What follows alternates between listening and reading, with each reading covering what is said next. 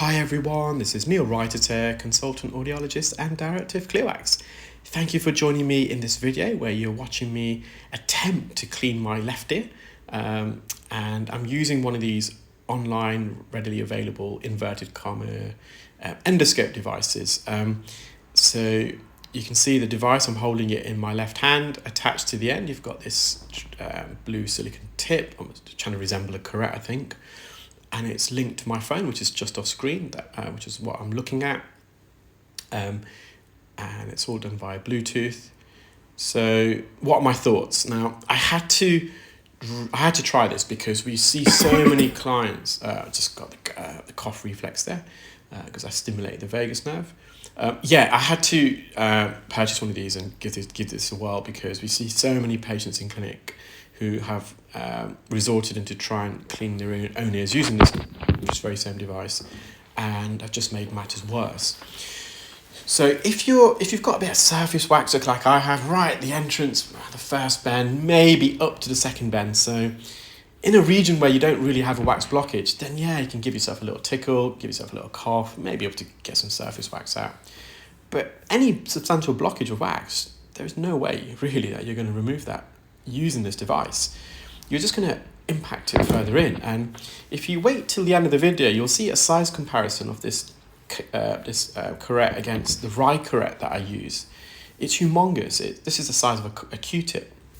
In terms of usability, it was very difficult as well. Now obviously I'm quite well versed in cleaning ears, but I've had to do this in reverse because you're looking at a screen.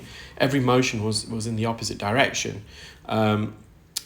And I did, on a couple of occasions, I wouldn't say cause severe pain, but I did wince a couple of times.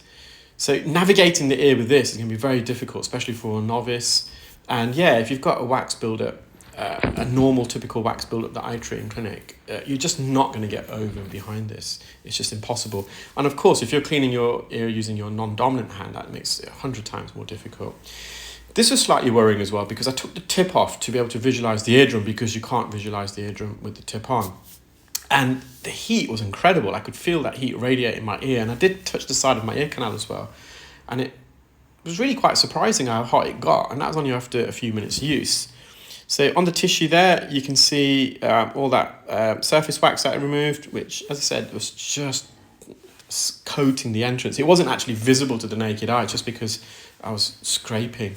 In fact, that probably accelerated some more emotional sweat from the ceremonous glands, because you can mechanically milk that by applying pressure. So I probably done myself a disservice there and probably produced more wax as a result. That was a still image at the end of the right curette up against the curette at the end of this device.